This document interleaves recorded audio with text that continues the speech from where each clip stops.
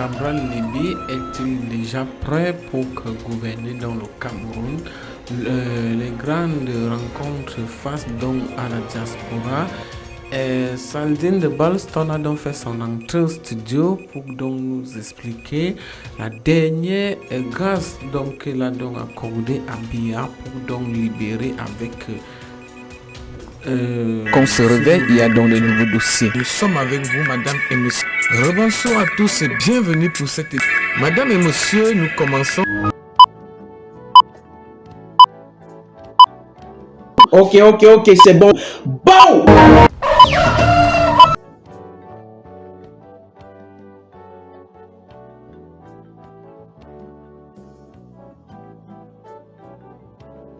Jeunes, c'est avoir un handicap au Cameroun. Parce que ce sont pour certains actes qui, malheureusement, n'auraient peut-être pas été posés par des aînés.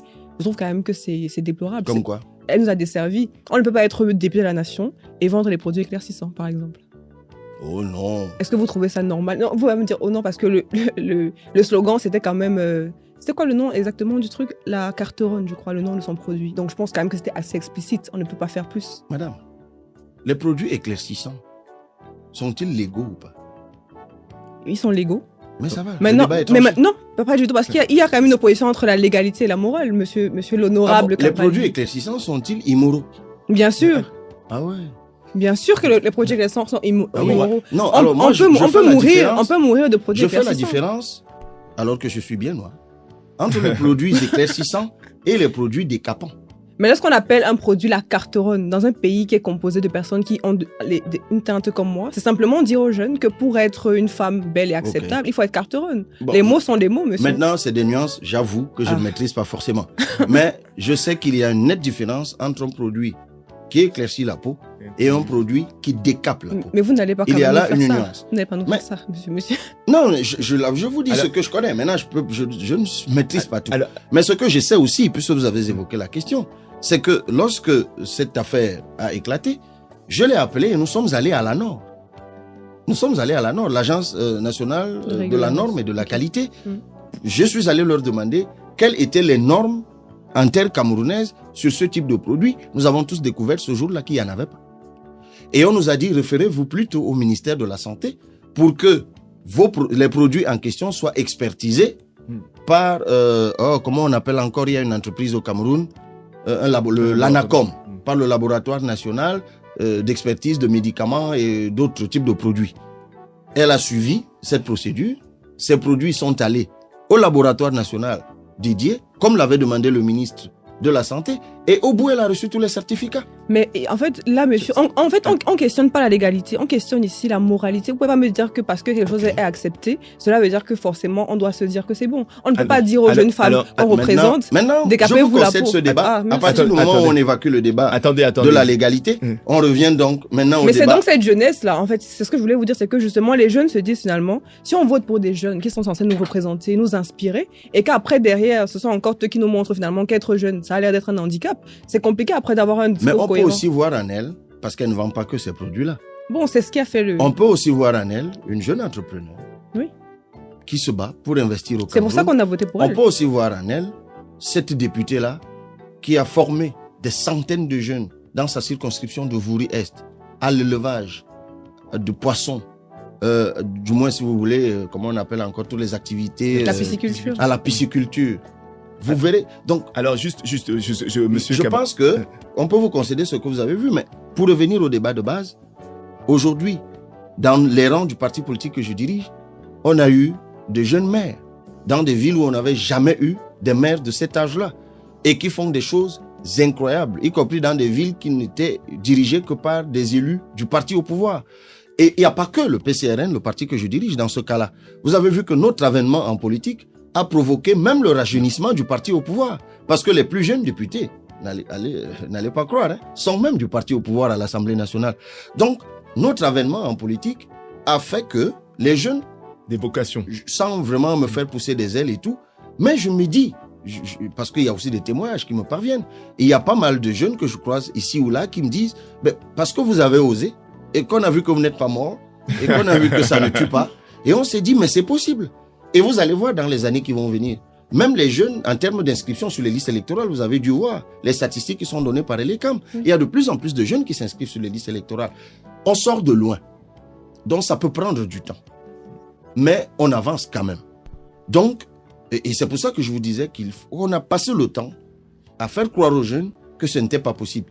Et l'ordre gouvernant n'a pas facilité les choses. Parce que vous voyez bien l'âge des gens qui nous gouvernent. Ils sont là depuis une éternité, alors qu'ils sont arrivés à la fleur de l'âge. Effectivement. Et ils y sont restés, donnant donc justement l'impression aux jeunes que ces choses-là, c'est les choses des autres. Vous savez, bon, vous m'arrêtez quand vous voulez. Oui, alors juste 2 secondes, monsieur Kamal. Vous m'avez dit, c'est vous qui m'avez dit ça. Toute dernière anecdote, vous m'arrêtez. Lorsque nous sommes arrivés à l'Assemblée nationale, par exemple, nous, on est entrés avec des photos. On filmait ce qu'on faisait et on mettait sur Facebook. Mais on a été moqués dès les premiers jours, notamment par les anciens députés, d'autres qui disaient oui, mais ça c'est des enfantillages, ils se filment à l'Assemblée. Nous, toutes nos interventions à l'Assemblée nationale, on les mettait immédiatement dans les réseaux sociaux, parce que moi j'ai dit à mes députés, tout ce que nous faisons, nous devons le faire connaître à ceux qui nous ont élus. Mais madame, il ne s'est pas écoulé 3 mois que tous ceux qui nous moquaient, qui se moquaient de nous ont retrouvés et ils sont devenus plus violents et plus présents dans les réseaux sociaux que nous. Qui a innové? Avant que nous, je dis bien nous, et je le dis en regardant droit dans les yeux ceux qui sont en train de nous regarder, avant que le PCRN arrive à l'Assemblée nationale du Cameroun, le peuple camerounais ne se contentait que des images des médias traditionnels qui étaient diffusés tous les soirs au journal de ce qui se faisait à l'Assemblée nationale. Ceux qui ont ramené l'activité parlementaire dans les réseaux sociaux, sur TikTok, sur Facebook, donc dans la proximité, c'est nous. Mais il faut être d'une nouvelle génération pour faire ça. Et c'est pour ça que nous disons aux jeunes, le boulevard est ouvert. Vous qui êtes une jeune dame, madame, vous savez, il y a un jeu auquel je me lance, enfin, j'aime me prêter. Je pose toujours la question, et à vous, je vous la pose, et ce sera comme ça que je vais me taire. Quelle femme voyez-vous présidente de la République au Cameroun dans les 20 ans qui viennent? Elle est à côté de vous. Tant mieux, mais elle ne milite pas encore. Elle milite. Alors, je peux vous dire qu'elle milite. Mais attendez, monsieur Kabalibi, attendez. À ma connaissance. Mais ce que je veux lui dire, c'est que je suis de ceux qui pensent que il y a un besoin criant de jeunes femmes en politique au Cameroun. Non seulement on a l'impression que c'est une affaire d'hommes, chaque fois que les gens font des projections, on ne parle que des hommes. Et les jeunes hommes, eux, ils commencent à capter, mais les jeunes femmes, elles tardent à capter. C'est pour cela que vous verrez que dans l'organisation politique que je dirige, je responsabilise à chaque fois les femmes. Donc les jeunes femmes sont attendues. Alors justement, c'est une occasion pour moi de vous présenter la première intervenante. La première thématique, en fait, elle est sur le social. On a parlé d'un fait de société, justement. Et la première intervenante, c'est Miss Ingrid. En fait, elle est très connue au Cameroun pour gérer justement des associations, être parraine justement d'orphelinat. C'est une conférencière multitask, multipotentielle. Je suis ravi qu'elle soit là. Et vous avez parlé justement de gens qui avaient des vocations, des gens qui voulaient justement faire des choses. Miss Ingrid fait des choses, que ce soit ici ou au Cameroun. Enchantée, Miss Ingrid. Bonjour, Christian. Ouais. Alors, vous avez sûrement des questions pour notre invité. Oh oui. Surtout que là, il vous a lancé. Là, vous avez 2 femmes de tempérament. Et je pense qu'on va les retrouver d'ici quelques années, justement. Peut-être que vous les retrouverez à l'Assemblée. Ouais. Alors, allez-y, Miss Ingrid. Bonjour, enchantée. Miss Ingrid, effectivement, comme Christian m'a présenté. Je suis très heureuse de vous rencontrer parce que je vous ai souvent vu derrière les médias, derrière les écrans, mais jamais en présentiel. Et c'est l'occasion qui m'est donnée aujourd'hui. Effectivement, je suis présidente d'une ONG. Je parraine assez d'associations. Je suis une femme leader. J'aime bien à m'appeler femme visionnaire. Je pense que je me fais présenter comme ça. Je suis initiatrice de plusieurs projets au Cameroun, en l'occurrence autour de l'entrepreneuriat féminin. Je suis présidente d'une association fédératrice autour du handicap. Donc, j'ai généré une synergie autour de la question du handicap pour des questions d'inclusion. Je suis conférencière internationale, comme Christian l'a dit, et mon rêve à moi, c'est d'être une sénatrice au Cameroun. C'est un rêve que j'ai parce que je pense que vous venez tout de suite de toucher le mot exact. Les femmes ne se lèvent pas assez. Alors, je pèse mes mots. Il y en a beaucoup déjà, je pense.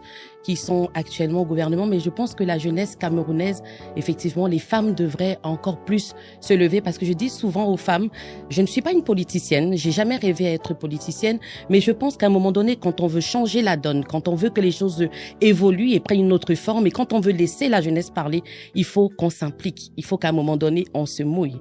Et c'est pour cette raison que je fais partie de la diaspora active. J'aime souvent bien dire ça, la diaspora active, parce qu'il y a cette diaspora qui ne travaille peut-être pas forcément, mais moi, comme la jeune dame est en train de vous dire, voulons que les choses changent. Alors, pas que ce qui se passe au Cameroun, ce n'est que néfaste, mais je pense que le fait qu'on a eu cette chance d'être sorti, d'être allé ailleurs, de pouvoir voir ce qui se passe ici et dans les autres continents, ça nous permet d'évoluer.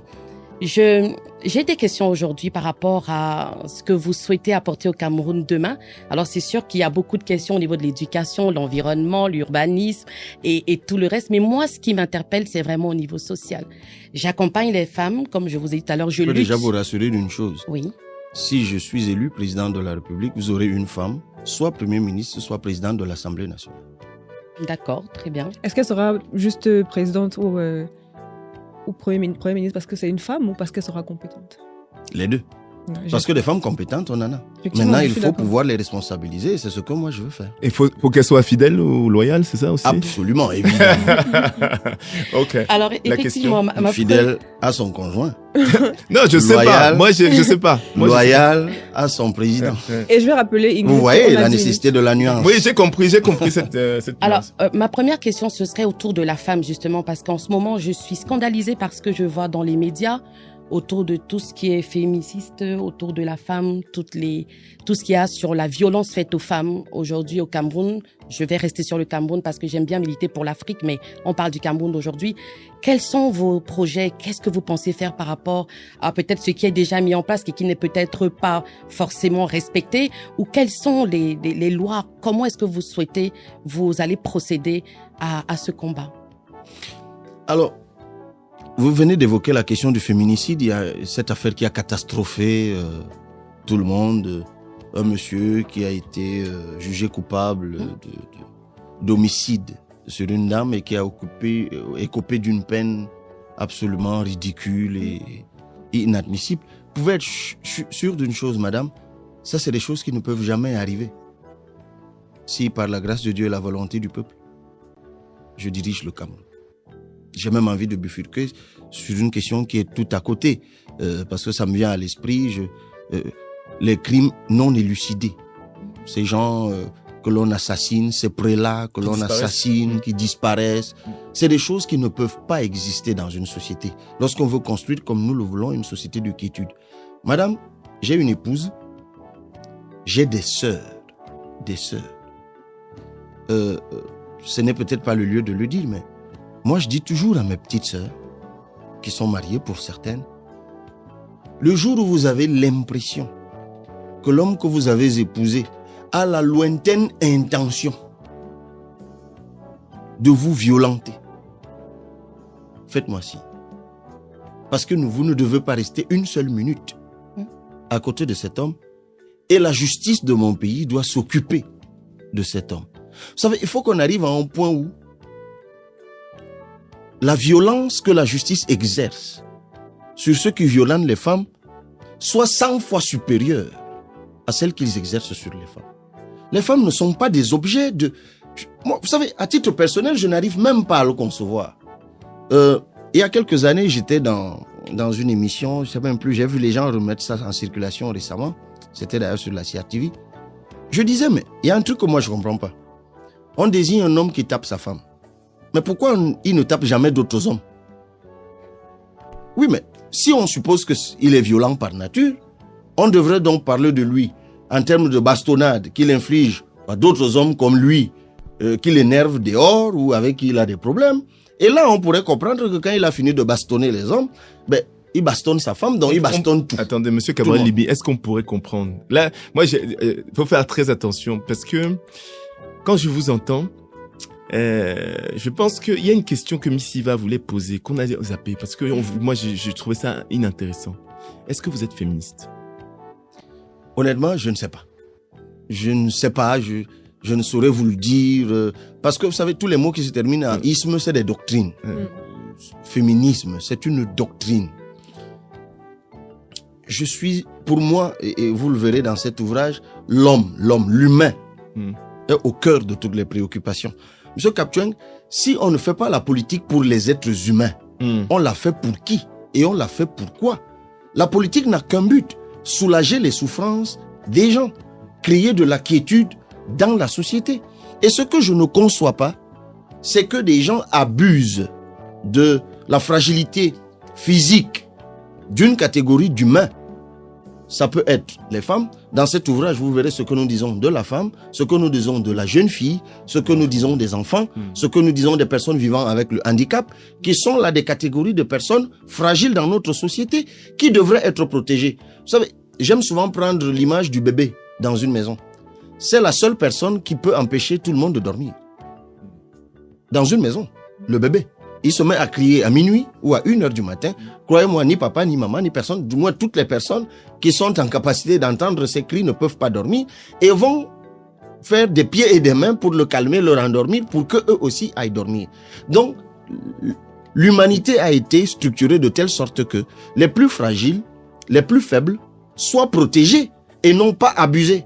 Et c'est pour cela que cette posture doit être la posture principale et primordiale de l'État. C'est-à-dire protéger ceux qui sont fragiles et faibles.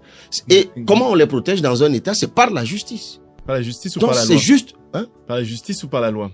Est-ce que vous non, avez la loi, les normes. Oui. Les normes. Et ceux qui ne respectent pas les normes, ben, ils sont rattrapés par la dureté et la sévérité de la justice.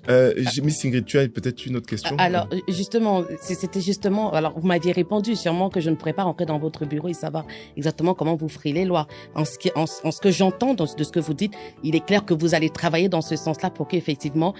J'ai une question... Prenons une loi toute bête, qui date de 74, sur les pensions de réversion. Encore que là, ça concerne les hommes et les femmes.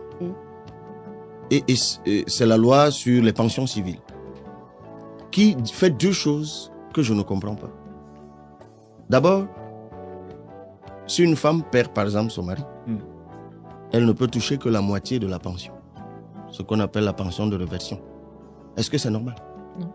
Qu'une veuve ne touche que la moitié de la pension de son mari. Pourquoi la veuve ne pourrait pas, et le veuf d'ailleurs aussi, ne pourrait pas cumuler et sa pension et celle de son mari? Ça, c'est des choses que la loi interdit.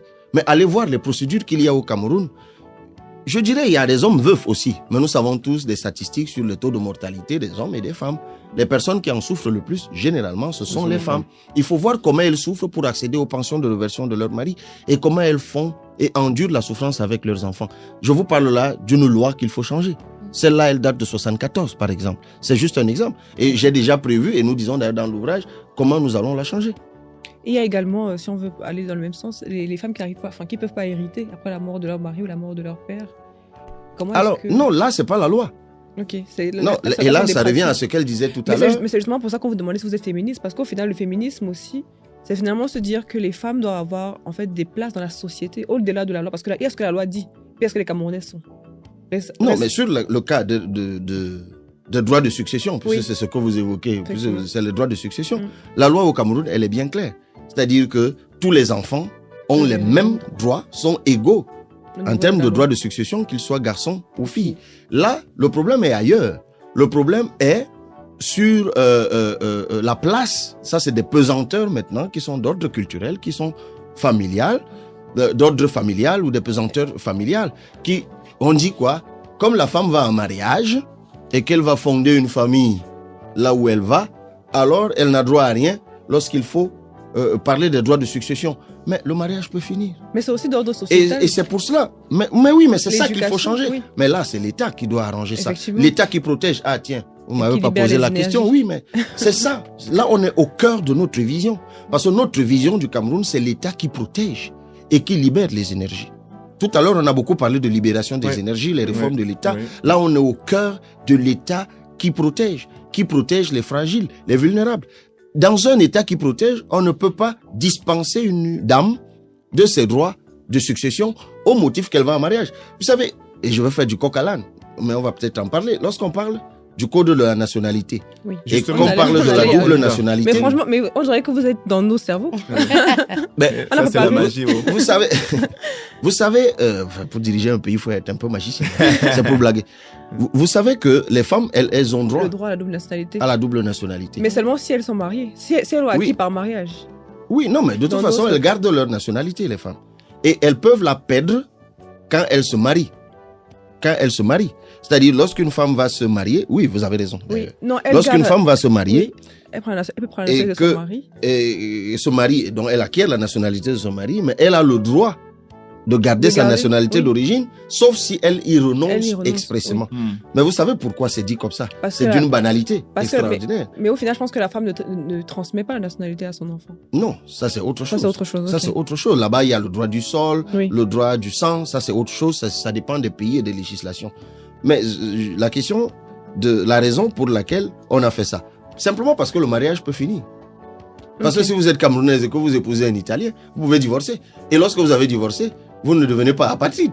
Il faut bien que vous puissiez rentrer chez vous. Oui. Mais c'est la même chose avec les droits de succession. C'est pas parce que votre sœur est partie en mariage qu'elle ne pourrait pas rentrer. Et quand même elle resterait en mariage jusqu'à la fin de sa vie, elle a le droit de rentrer chez elle et de jouir de ce que son père ou sa mère lui ont laissé. Donc ça, c'est des choses qui sont tout simplement inadmissibles, Miss Ingrid, Donc là, on qui arrive. n'existeront plus si nous sommes aux affaires. Mais justement, sans parler de nationalité, et de On parle- double nationalité, justement, et on de la arrive- diaspora. On est dans la diaspora, on est en France, on arrive sur la deuxième thématique justement sur la diaspora. On a déjà parlé de Mais la... peut-être avant, puisqu'on parle, Ouais. si vous permettez, mais très rapidement, parce que Oui. pour moi, c'est également un problème crucial chez nous. Puisque vous avez parlé du social, de la Ouais. protection sociale, Oui. c'est tout un chapitre de notre ouvrage. La question du handicap. C'est celle qui est la Alors, plus importante. Je vais vous raconter une anecdote. Dans le cadre de mon travail parlementaire, je me retrouve dans la capitale de la Tanzanie, qui est Dar es Salaam, dans un colloque international sur les droits de l'homme. Et je représentais d'ailleurs curieusement le Cameroun, ou le Parlement camerounais, et sur les droits de l'homme. Et je prends la parole en disant, les droits de l'homme, c'est comme le handicap. Et bien, tout le monde se saute dans la salle, mais c'est quoi ce lien avec les droits de l'homme et le handicap? Et je leur dis, mais justement, c'est ça. Lorsque vous êtes en position de vous battre pour les droits de l'homme, vous vous dites sans doute, quand vous refusez de le faire, que ça ne va jamais vous concerner. Mm. Et je faisais allusion à certains grands prisonniers, comme on les appelle au Cameroun, qui ont saisi la Cour africaine des droits de l'homme et des peuples pour dénoncer leurs conditions de détention. Et je leur faisais donc remarquer là-bas à Dar es Salaam que la plupart des gens qui vous ont saisi ici étaient ministres de l'administration territoriale en charge du pénitencier ou des questions pénitentiaires. Donc elles étaient en charge, au moment où elles exerçaient le pouvoir, ces personnes, de régler, d'améliorer les conditions carcérales. Mm. Ils ne l'ont pas fait parce qu'à l'époque, Ça se ne les disait-il concernait pas. que ça ne les concernerait jamais. Mm. Maintenant qu'ils sont en prison, bam, ils découvrent qu'ils auraient dû changer et ils Oui. commencent à se plaindre partout. Mm. C'est Et ce c'est que je dis pareil. donc du handicap. Du handicap. Parce que le handicap, lorsqu'on vous parle de quelqu'un qui vit avec un handicap, puisque vous êtes en ce moment-là bien portant, Oui, oui. ben vous vous dites que ça ne vous concernera jamais. Mm. Mais croyez-moi, M. Capjoin, je ne vous le souhaite absolument pas, mais pour un rien, vous Dans pourriez vous l'environnement même retrouver déjà qu'on vit au Cameroun en avec incapacité. les accidents. et Motrice. tout. Oui. Vous pourriez ne plus avoir l'usage de vos deux yeux. Mm. Vous pourriez ne plus avoir l'usage de vos deux oreilles. Mm. Et le jour où vous ne pouvez plus avoir l'usage de vos deux oreilles, vous comprendrez pourquoi une émission comme celle-ci, que nous sommes en train d'enregistrer, il faut mettre un traducteur en langue des signes en bas. Yeah. Hmm. Justement. Parce Miss que ça Ingrid- fait 15% de la population camerounaise, Mm. au moins, Miss qui est Ingrid- exclue à cause du handicap moteur, psychique, visuel, auditif et autres. Et il y a une loi de 2010 avec son texte d'application de 2018 Mm. qui ne sont absolument pas appliquées. Là encore, un peu comme on disait des droits de succession tout à l'heure, les lois existent. Mm. On dit ne construisez plus des bâtiments publics sans rampe. Eh bien, les gens s'en foutent. Ils continuent à les construire sans rampe. Et le jour où quelqu'un, pour une raison comme une autre, doit arriver au travail en chaise roulante, ben, il ne peut plus accéder à son bureau. Mais déjà- mais- Et ça, c'est des choses qui ne doivent plus exister. mais- Alors, Miss comment Ingrid- est-ce que vous comptez justement pouvoir refaire ce monde-là? Qu'est-ce que vous Alors, avez il faut prévu par simplement rapport à appliquer ça? les textes. Parce qu'en la matière, les textes sont là. Ils existent. Ils Le sont gros toujours- problème du Cameroun, c'est le ministère des Affaires sociales. Ce ministère est le parent pauvre du gouvernement. D'ailleurs, c'est le dernier des ministères. Quand on nomme quelqu'un là-bas, ils considèrent qu'on ne l'aime pas. Parce que le budget est le plus faible Et évidemment, sans budget, vous ne pouvez rien faire. Il n'y a pas que la parlotte. Effectivement. Et vous comprenez donc, si on revient dans ce que je disais tout à l'heure, madame, que la première mission d'un État, c'est de protéger. Donc, l'un des budgets, l'un des ministères qui doit être la pupille d'un gouvernement, c'est le ministère des Affaires sociales. Parce que c'est le ministère principalement, c'est pas que. Parce que le social, il traverse en fait tous les postes ministériels d'un gouvernement, hein, de l'éducation à tout ce que vous voulez. Mais comme c'est ce ministère-là qui est spécifiquement en charge des personnes vulnérables et faibles dans notre société, c'est justement ce ministère qui doit faire l'objet de toutes les belles attentions d'un gouvernement. On n'invente pas la roue, hein. C'est déjà le cas ici. Alors, ici, on s'occupe des chômeurs, on s'occupe, ainsi de suite, ainsi de suite. Clairement, sur la question du handicap, j'ai été accompagnée par le ministère des Affaires sociales. Je travaille avec eux. Je suis l'initiatrice de la Semaine camerounaise du handicap au Cameroun. C'est une initiative que j'ai prise parce qu'effectivement, en allant souvent au Cameroun, je me suis rendu compte que les personnes qui sont de handicap étaient laissées pour compte et que, comme vous dites, ils n'ont accès à rien. C'est-à-dire que même à des locaux, même des fois pour aller dans les hôpitaux, j'ai été choquée, moi, par exemple, quand il a fallu qu'on aille au restaurant et qu'il fallait qu'on porte les personnes et qui perdent finalement leur dignité. Et je ne vais pas dire que je suis heureuse de Il faut savoir voir à l'université, à l'école, alors que les textes disent quelles sont les mesures qu'il faut prendre pour eux en termes de les pensions, par exemple. D'accord. Il faut leur Est-ce faire que des vous pensez réductions. est-ce que vous pensez qu'il est possible, justement, d'avoir cet accompagnement-là? Vous pensez que ça existe? Ce n'est qu'une question de volonté politique. Pour l'heure, les textes existent parce que d'ailleurs, dans la plupart des cas, nous sommes obligés de ratifier certaines conventions internationales, donc de faire bonne figure. Vous leur montrez que oui, nous sommes dans la route. Mais dans la réalité, rien. Donc le problème, il est là. Dans C'est que l'exécution les de ce textes texte. existent, c'est l'exécution. Donc là, ce n'est qu'une question de volonté politique. Pour faire simple, madame, pour diriger les gens, il faut les aimer. Si vous n'aimez pas les gens, vous ne pouvez pas être un bon dirigeant. C'est comme dans votre famille. Pourquoi vous êtes une bonne maman? J'en ai 3. Ben voilà. Dans quelle hypothèse vos enfants vous prendraient pour une bonne maman? Parce que vous les aimez. Occupez d'eux, parce que Vous les aimez. Un président de la République, Alors- c'est un chef de famille. D'accord. C'est un bon père de famille. Alors, quand on parle C'est quelqu'un qui s'occupe des gens et il faut les aimer. Alors, juste. Donc porter leur monsieur- fardeau. Ouais, excusez-moi, hein, monsieur Cabral Libé. C'est juste, concernant le handicap, concernant le social, c'est vrai que les conséquences, on a beaucoup d'handicapés. Mais quand on s'intéresse aux causes, on a la sécurité routière. On a aussi les problèmes du soin. C'est-à-dire que des fois, on n'arrive pas à se faire L'accès. soigner. Il y a peut-être des problématiques de mutuelle, etc. D'une autre façon, finalement, de considérer le social. Comment on peut, justement, aider sur les causes et pas juste sur les conséquences? Ah ouais, fait. Question ouverte, c'est une batterie de mesures puisqu'on va vite. Ouais. Vous avez évoqué par exemple la sécurité routière. Ouais. Donc, la qualité des routes. Mhm. Le Cameroun, c'est 120 000 km de linéaire de route. 6 500 seulement sont bitumés.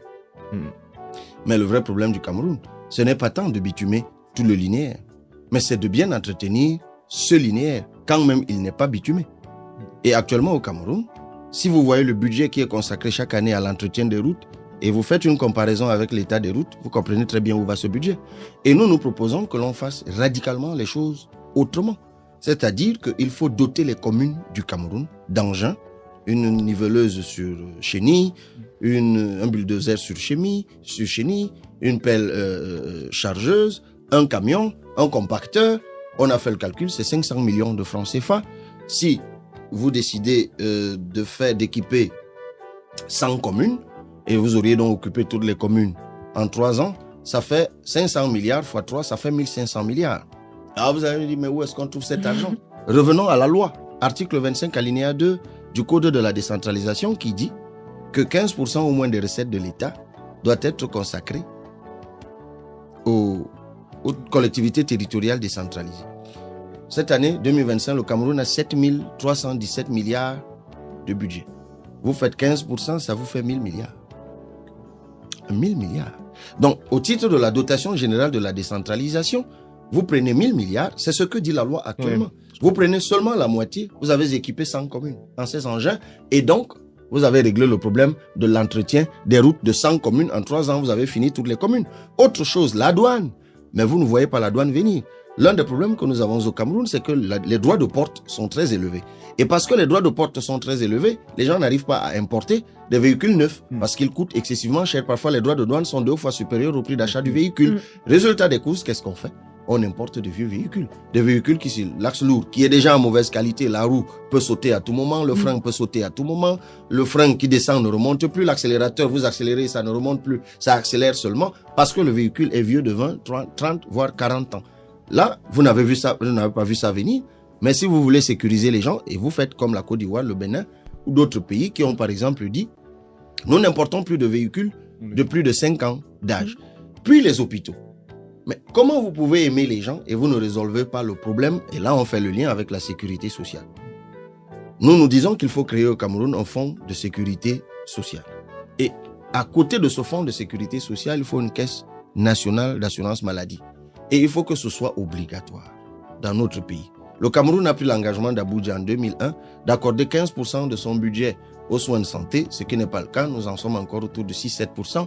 C'est encore une question de volonté politique parce que les dépenses de santé au Cameroun par an sont de l'ordre de 3 à 400 milliards. Donc, il faut trouver cet argent. Cet argent, nous ne pouvons le trouver que par nous-mêmes. Et nous avons la chance d'avoir une société très jeune, madame. Les chances des sociétés très jeunes, c'est que par définition, les gens ne vont pas beaucoup à l'hôpital. Donc, parce que les gens sont majoritairement jeunes. Donc, quand ces gens renflouent la caisse d'assurance santé, celle-ci peut être soutenable parce que les gens ne sont pas très malades. Si à côté, vous avez également une bonne politique de prévention. Ça veut dire qu'il faut aller voir à Cuba comment ils ont fait pour éradiquer le moustique. Ça veut dire qu'il faut un minimum de salubrité et qu'on ne doit plus organiser des états généraux des déchets au Cameroun, mais plutôt intégrer que les déchets, c'est une matière première énergétique, Mais finalement... par exemple. Donc, pour revenir à ça, j'aimerais bien expliquer ce truc-là. Parce que je dis souvent, mais comment tu vas faire en sorte que ce soit obligatoire? Oui, mais ça va être obligatoire parce qu'on va simplement subordonner l'accès à tout service public à la détention d'une carte d'assurance santé, qui permettra d'ailleurs de sortir l'économie camerounaise de l'informel, parce que pour se faire établir sa caisse d'assurance santé, on devra savoir ce que tu fais dans la vie, et on va donner des taux correspondant à chaque corps d'activité. Ça veut dire qu'il faut aussi qu'il y ait au Cameroun un vrai répertoire des métiers, et que les gens n'entrent plus dans les métiers n'importe comment. Vous vous réveillez le matin, un gars a déjà installé un fût devant votre maison, il vend le soya. Et moi, j'ai d'ailleurs jamais compris pourquoi le soya est vendu à la volonté du vendeur, parce que pendant que vous achetez le soya à 2000 francs, un gars il arrive, il achète le soya de 500, on lui coupe un soya plus volumineux que le vôtre. Il faut bien qu'on trouve un moyen de vendre le soya par gramme ou par kilogramme, ou j'en sais rien, mais c'était pour faire rire. Mais pour dire que ces gens qui s'improvisent vendeur de soya le matin, coiffeur à midi, ou que sais-je encore. On ne peut pas être dans un pays où tout le monde fait ce qu'il veut. C'est pour ça qu'il faut aussi revoir le système éducatif comme nous le proposons dans cet ouvrage. Alors attendez, vous voyez, mais je vous ai dit tout à l'heure que c'était une batterie de mesures. Non, mais on parce a que plusieurs ça passe thématiques. par plein de choses. Alors, on a plusieurs thématiques. C'est pour ça que je me permets de vous arrêter. Vous avez déjà abordé certaines thématiques. Il y a de nouveaux intervenants qui vont arriver. Mais avant, sur le problème social, quel va être votre premier acte quand vous serez élu au niveau du social? La nourriture. Okay. Oui. La nourriture. Donc, l'agriculture, vous l'avez dit. Changer complètement la politique agricole. Quand je dis la nourriture, j'ai dit ça dans une émission au Cameroun. Les gens ont dit, vous voyez, il va être président. Il dit que dès qu'il est élu, la nourriture. Oui, mais allez toujours raconter ce que vous voulez. Ventre affamé n'a point d'oreille. N'a point d'oreille. Mais je vous dirai plus, madame. Ventre affamé est sorcier. Parce que c'est pas par hasard que c'est toujours les villages pauvres où il y a le plus grand nombre de vieux sorciers. C'est pas par hasard que dans nos villes, il n'y a jamais de sorcellerie à Bastos, pour ceux qui connaissent Yaoundé, il n'y a pas de sorcellerie à Bonanjo. C'est toujours dans les quartiers malfamés parce que ça marche ensemble. Et Thomas Sankara disait que celui qui contrôle votre ventre contrôle votre esprit. Ben voilà, tant mieux. Nous, on veut contrôler l'esprit des Camerounais et mettre cet esprit à contribution pour développer le Cameroun. Il faut trouver à manger. Mais on en parle, on en rit. Moi, quand j'étais jeune, madame, je mangeais le riz à Pâques et à Noël. Le reste de l'année, je mangeais du macabo, du plantain, du taro. C'est ça qu'on produisait localement. Aujourd'hui, c'est tout l'inverse. On mange l'igname, le macabo, le jour de Pâques et le jour de Noël. Et ce riz, d'où vient-il? De Thaïlande, de Taïwan. Ça veut dire que riz qui est importé juste comme ça par le nous sommes dépendants. Nous importons les tilapias, la carpe. Nous importons le poisson, la viande, le maïs. Tout ce que vous voulez, l'oignon, l'ail, madame, on importe. Tout ça, c'est des produits de la terre. Le Cameroun, c'est 7,2 millions de terres d'hectares. 7,2 millions d'hectares de terres arables. C'est-à-dire le même potentiel agraire que l'Allemagne ou la Malaisie. La Malaisie qui est un dragon d'Asie. L'Allemagne qui est la première puissance européenne. Le Cameroun exploite à ce jour que 1,8 million d'hectares de terre, de ces terres arables. L'eau, il en faut pour l'agriculture. Le potentiel du Cameroun, c'est 21 000 mètres cubes par an et par habitant, alors que la moyenne mondiale est de 6 500. Ça veut dire que nous baignons dans l'eau. Nous avons tout le potentiel qu'il faut pour que nous ayons une bonne agriculture. Nous ne le faisons pas. Mais c'est la volonté politique, une fois de plus, madame. Parce qu'il faut sortir de ce que nos parents font dans les villages. Où on croit que parce qu'on se lève le matin avec la machette, on va derrière la maison, on fait un champ qui commence ici, se termine là, et on met plusieurs spéculations dedans, de l'arachide à la patate, en passant par l'igname et tout ce qu'on veut. C'est pas comme ça qu'on développe un pays, c'est pas cette agriculture-là. Il faut la subventionner. Et comme nous nous proposons dans cet ouvrage où on veut exploiter 500 000 hectares de terre par an, il faut trouver 500 milliards. Mais ces 500 milliards, c'est pas l'État qui les trouve, c'est la banque. Mais pour ça encore, permettez-moi de le dire, le titre foncier est un problème au Cameroun. Pour les jeunes, notamment. Vous pourriez être, je ne sais pas quel est votre village, monsieur Captain, ou vous, madame, héritier de centaines d'hectares de terre. Vous avez de la richesse. Si vous aviez un titre de propriété sur cette terre, vous pourriez aller à une banque, donner ce titre de propriété qu'on appelle le titre foncier à la banque, vous prêteriez de l'argent qui vous permettrait d'exploiter la terre, donc vous sortiriez de la pauvreté. Sauf qu'aujourd'hui, pour avoir le titre foncier, vous devez déjà être riche. Mais sauf que vous ne pouvez pas être riche. Vous voulez être riche en exploitant votre terre. Mais on vous dit que pour que vous puissiez exploiter cette terre, il faut de l'argent. L'argent, vous ne le trouvez qu'à la banque. Pour avoir de l'argent, il faut un cautionnement. Ce cautionnement, c'est le titre foncier. Mais pour l'avoir, il faut déjà être riche. Ça n'a pas de sens. C'est pour ça que nous proposons la gratuité automatique du titre foncier sur tous les Camerounais qui ont un titre de propriété coutumier. Coutumier. Parce que moi, j'ai appris le droit à l'école. Les sources du droit sont la loi, la coutume, le traité, tout ce que vous voulez. Mais j'ai cité la coutume. Ça veut dire que si vos ancêtres vous ont laissé avec 100 hectares de terre, l'État doit pouvoir vous donner cela. Parce que ça, c'est un avantage de la colonisation. Quand les colons sont arrivés, ils se sont accaparés les terres et ils ont institué un truc qu'on appelle le domaine national. Où on vous dit que toutes les terres appartiennent à l'État, c'est lui qui vous donne le titre foncier. Alors que tout le monde sait que dans la procédure d'immatriculation directe, vous commencez par quoi? Une descente sur le terrain avec les chefs traditionnels qui viennent attester que la terre que vous voulez immatriculer vous appartient déjà. C'est quand même bizarre. Pourquoi on vous demande de l'argent pour que vous deveniez propriétaire légal d'une chose qui vous appartient déjà? Ça n'a pas de sens. Donc, attendez, juste je veux juste couper parce que c'était justement ma dernière question, c'était sur comment aider justement cette jeunesse qui veulent entreprendre, qui sont pour l'agriculture, parce que moi, j'en accompagne plusieurs qui ont des terrains justement de leurs parents et qui cherchent juste justement le financement, et on n'arrive pas à en avoir. Il n'y arrive pas. On a mis en tout cas, j'ai mis un programme en place dernièrement que j'ai appelé Femmes Visionnaires, où justement, je demandais à la diaspora 1 euro pour pouvoir accompagner la jeunesse camerounaise sur l'entrepreneuriat, et c'était sur là que je vais chuter parce que le fait que les jeunes n'ont pas d'emploi accru justement les enfants de la rue. Aujourd'hui au Cameroun, il y en a beaucoup, ce qui crée beaucoup de violence au Cameroun, ce qui crée une grosse problématique, un déficit même de la jeunesse cohérente. Moi, je vais dire ça comme ça. Est-ce que vous avez pensé à ces enfants-là, les orphelins, les orphelinats, parce que je travaille avec les orphelinats qui n'arrêtent pas justement de naître tous les jours, les enfants abandonnés. Quel serait votre apport par rapport à ce phénomène-là? C'est M. Caption qui parlait tout à l'heure des causes. En fait, comment les enfants arrivent-ils dans la rue? C'est par là qu'il faut commencer. Sûr. Les enfants arrivent dans la rue pour multiples raisons. Parfois, ils sont abusés dans des maisons, donc ils s'enfuient. Parfois, ils sont simplement délaissés par leur famille, donc ils sont abandonnés dans la nature.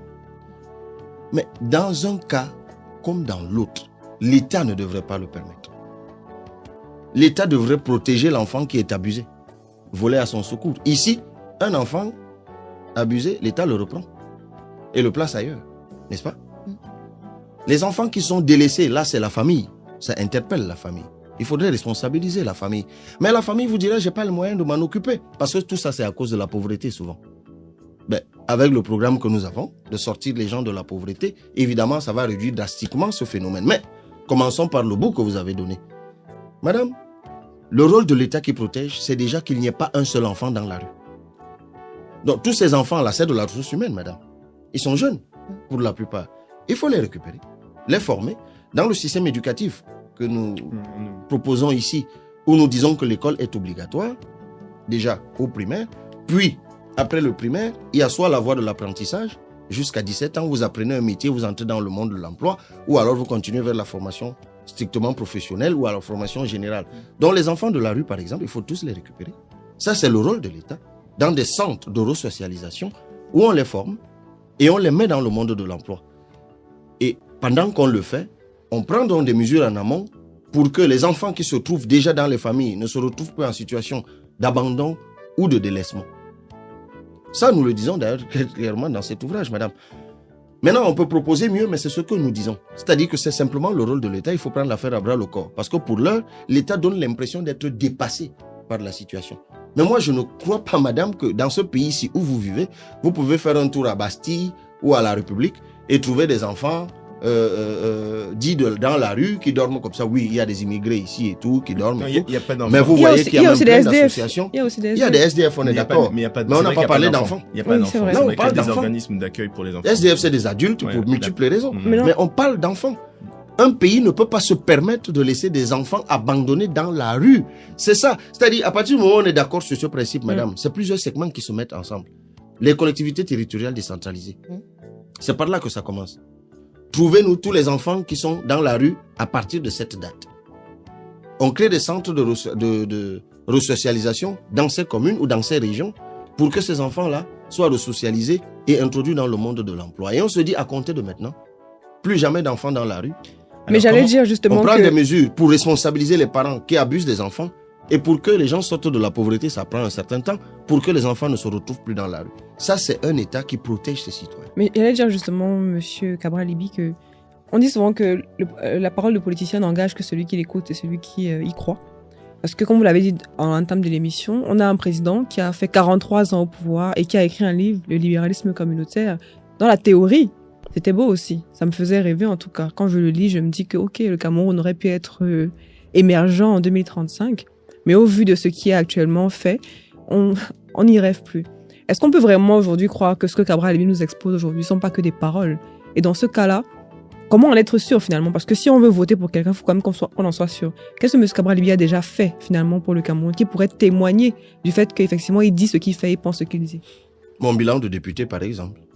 J'ai placé le mandat de député sous le signe de l'épuisement et on n'a fait que ça à l'Assemblée nationale. Vous verrez le nombre de propositions de loi déposées, le nombre de questions écrites, le nombre de questions orales, le nombre de propositions d'enquête parlementaire. Revenez sur les problématiques que nous avons abordées à l'Assemblée, que nous avons adressées à l'Assemblée nationale. Nous avons quand même pu obtenir, c'est quelque chose d'inédit, 8 amendements ou un peu plus d'ailleurs sur une loi de finances de 4000 pages que nous avons eu 48 heures avant. C'est ça l'ardeur au travail. Maintenant, à côté de ce travail classique de parlementaire, aller faire le décompte des centaines de poteaux d'éclairage public que nous installons. Et là, on n'a pas de budget pour ça, je précise. Donc là, c'est vraiment notre entre-gens et notre ardeur, notre amour pour les gens qui nous pousse à aller vers ceux qui peuvent nous aider à soulager les souffrances des gens. C'est ça qui nous aide à prendre en charge des orphelins, des enfants qui ne peuvent pas payer de scolarité. C'est ça qui nous permet. Attendez, excusez-moi, monsieur Cabral-Liby. J'entends tout ce que vous dites. Hein, je voulais pas vous couper, mais c'est juste, vous avez parlé de financement. Donc, les orphelinats, donc ce que j'entends aujourd'hui, c'est que ça passe par des dons. C'est ce que vous êtes en train de souligner, c'est que vous allez chercher l'argent. C'est des dons forcément de partisans, j'imagine. Mais qu'est-ce que vous allez faire, vous, président? Comment vous allez financer justement ces orphelinats? Comment vous allez mettre en place peut-être ces coopératives agricoles? D'où va venir l'argent? C'est la question du financement. Oui, c'est la question du financement. Mais je finissais juste dans la réponse à madame. Je le faisais rapidement. Oui, bien sûr. Forme de bilan de ce que nous faisons en tant que député ou en tant que maire. Ce qui prouve quand même à partir de notre bilan que nous avons pris des engagements et nous nous sommes tués à la tâche pour démontrer que nous pouvons le tenir. Mais je vais vous faire un truc qui va vous faire rire, madame. Il n'y a que 2 moyens de savoir que quelqu'un qui vous parle, et vous les femmes, vous expérimentez ça tout le temps avec les gens qui, pour des raisons que nous connaissons tous, peuvent parfois dire des choses qui ne tiennent pas toujours la route. Vous n'avez que 2 façons de savoir si celui qui vous promet quelque chose est capable de le faire. Vous avez une façon mystique et une façon réaliste, rationnelle. La façon mystique, c'est que vous allez rencontrer un devin, un prophète, et vous lui demandez est-ce que cet individu-ci va tenir ce qu'il raconte? Il y en a de bons, hein, à qui Dieu parle. Ils peuvent vous dire la vérité. Il y en a aussi de charlatanesques qui pourraient vous dire des mensonges. Mais la façon la plus rationnelle, celle que je vous conseillerais, c'est d'essayer un autre. Effectivement. C'est d'essayer un autre. Vous en avez eu un pendant 43 ans. Essayez-moi. Vous n'aurez même pas besoin d'attendre 43 ans. Si au bout de 7 ans, ça ne marche pas, vous me virez. Mais essayez-moi. Mais justement, par rapport à la durée du mandat que vous évoquez là, 7 ans, est-ce que lorsque vous serez président, vous garderez la durée intacte et l'opportunité de se présenter à vie, ou est-ce que vous changerez cette...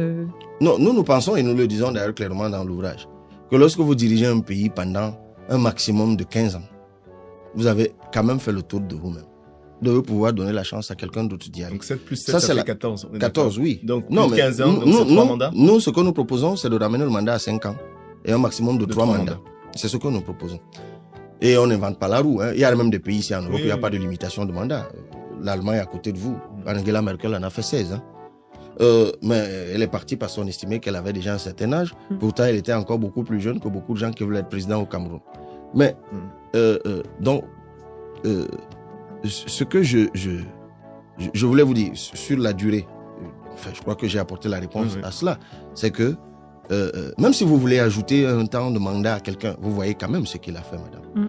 Donc, nous, on essaye d'être le plus démonstratif possible. On peut nous reprocher plein de choses, mais nous essayons au Cameroun de lever le débat. Aujourd'hui, au Cameroun, ça est devenu compétitif, même le débat politique. C'est qu'il ne suffit pas de se lever et de dire que ceux qui nous gouvernent sont mauvais. Vous voyez, depuis que je suis là, je vous parle de projets, je vous parle de propositions. Je n'ai même pas le temps de parler de ceux qui exercent le pouvoir au Cameroun parce que tout le monde peut faire leur bilan.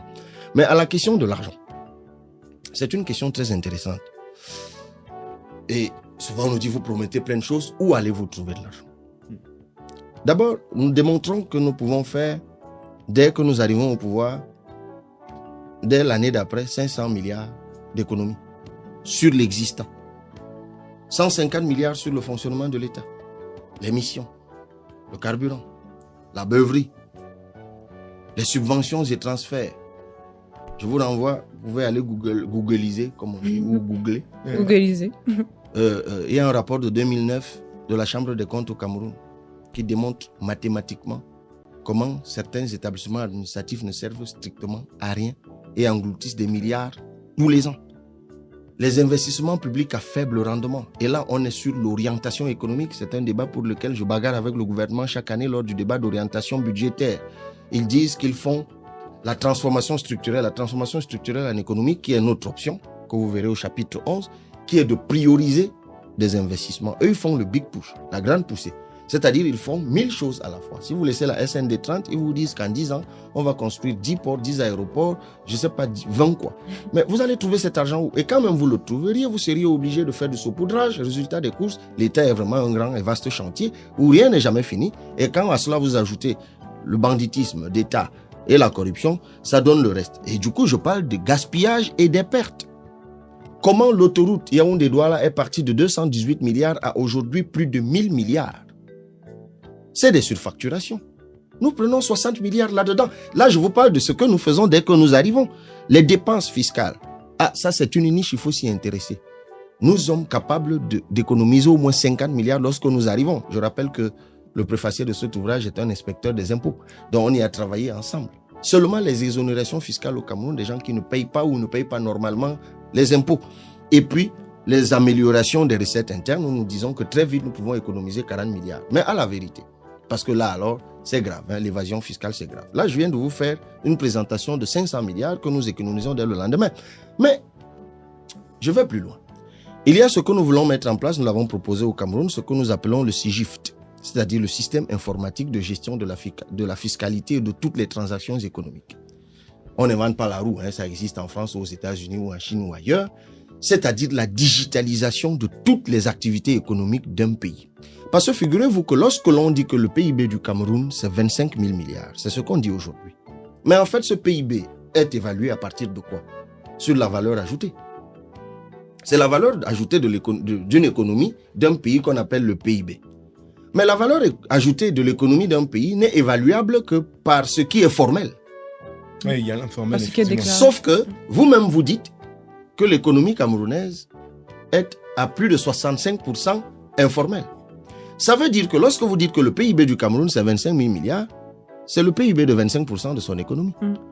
Donc, 65% des transactions économiques échappent du radar, de la cartographie économique de l'État. En d'autres termes, il lui suffit de mettre cet instrument en place. Nous avons déjà pris attache d'ailleurs avec des informaticiens camerounais de la diaspora qui peuvent le mettre en place pour un coût moyen de 25 milliards. Pour mettre ça en place, avec tout ce qui va avec, le PIB du Cameroun est multiplié au moins par 5 dans les 2-3 ans qui suivent et vous commencez à trouver de la ressource pour faire ce que nous disons. Un pays de niveau de développement comparable qui n'a fait qu'une digitalisation faciale, la Côte d'Ivoire. Son budget est à 15 000 milliards. Les ressources douanières et fiscales cumulées sont autour de 8 000 milliards. 9 000 d'ailleurs. Comment ils font? Alors que nous, on est à la moitié, 4 000 milliards. Juste par une digitalisation faciale. Et derrière, il n'y a même pas une vraie industrialisation, comme nous le proposons dans le 11e chapitre avec ce que nous appelons le multiplicateur industriel. Donc, Monsieur Kaptoua, il faut qu'on arrête de mystifier cette question qui est devenue une sorte de petit njunju. Oui, vous dites des choses où allez vous trouver de l'argent. C'est pas parce que ceux qui nous gouvernent se sont englués dans leur propre malgouvernance, dans leur propre beuverie, dans leur propre corruption, dans leurs propres incompétences et dans leur propre médiocrité que l'on doit penser que tout ce qui arrive sont là-dedans. Nous, on apporte la démonstration, comme je viens de le faire ici, de comment on trouve l'argent. Alors, c'est super ce que vous venez de dire. En Ah plus, ben merci. Vous avez mentionné... Non, mais c'est important. Non, c'est important de clarifier certaines choses. C'est des questions essentielles. Et vous avez mentionné la diaspora. On va passer justement à cette thématique. On en a un peu parlé de la double nationalité. Mais qu'est-ce que vous avez planifié justement pour la diaspora? Vous avez mentionné justement qu'ils peuvent vous aider justement sur cette digitalisation. Mais quel plan vous avez pour le retour finalement de cette diaspora potentielle? C'est ce que nous appelons le guichet diaspora. Alors, vous verrez dans cet ouvrage, c'est d'ailleurs le dernier titre de l'ouvrage. Donc, c'est facile à trouver à partir de la table de matière. C'est comment libérer les énergies de la diaspora. Alors, les chiffres officiels qui nous ont été donnés, je parle d'autorité, ça nous a été donné à l'Assemblée nationale il y a 3 ans. C'est qu'il y a un peu plus de 6 millions de Camerounais établis à l'étranger. Sans compter ceux qui ont perdu la nationalité camerounaise, c'est ça? Je crois que c'est mélangé. C'est mélangé, ok. 6 millions de Camerounais ou d'origine camerounaise établis à l'étranger. Okay. Ce qui fait pratiquement le 5e ou le quart de la population à l'étranger. Un département. Oh non, une région même. Voilà. Et je vous invite à faire des recherches là-dessus. Excusez-moi, vous ne trouverez pas beaucoup de pays dans le monde qui se prévalent d'une diaspora aussi volumineuse numériquement et qualitativement. Donc si vous voulez quantitativement et qualitativement. C'est donc un atout majeur. C'est pour ça que nous disons que la diaspora est un levier économique. Carrément, au même titre que la terre ou que sais-je encore. Et dès que vous posez ce regard sur la diaspora, ça change du tout au tout.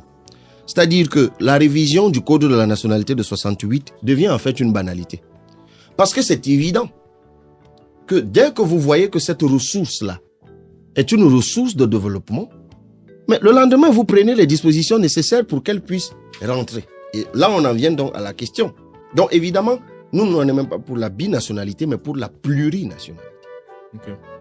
Parce qu'il faut permettre aux Camerounais qui se sont établis à l'étranger, même s'ils ont pris 4 nationalités à l'étranger, qu'ils puissent les ramener au pays, ça ne nous dérange pas. Puisqu'ils nous ramènent de la richesse. Eux-mêmes sont une richesse et il y a ce qu'eux-mêmes peuvent venir faire et il y a des gens qu'ils peuvent nous ramener au pays pour qu'ils fassent des choses. Et c'est pour cela qu'il faut ce que nous appelons un guichet diaspora, nous le disons. D'ailleurs, on a déjà été triché par le gouvernement là-dessus. C'est-à-dire, et il y a même un collègue député, honorable Ngancha, s'appelle, qui fait un travail incroyable là-dessus. Il essaie de faire venir la diaspora, mais il se heurte aux incohérences de son propre système. Ça, c'est un autre débat. Donc, il faut permettre à la diaspora qui arrive de pouvoir investir ou faire des choses sans passer par les fourches codines de notre bureaucratie dont nous sommes certains que nous n'allons pas la balayer du jour au lendemain.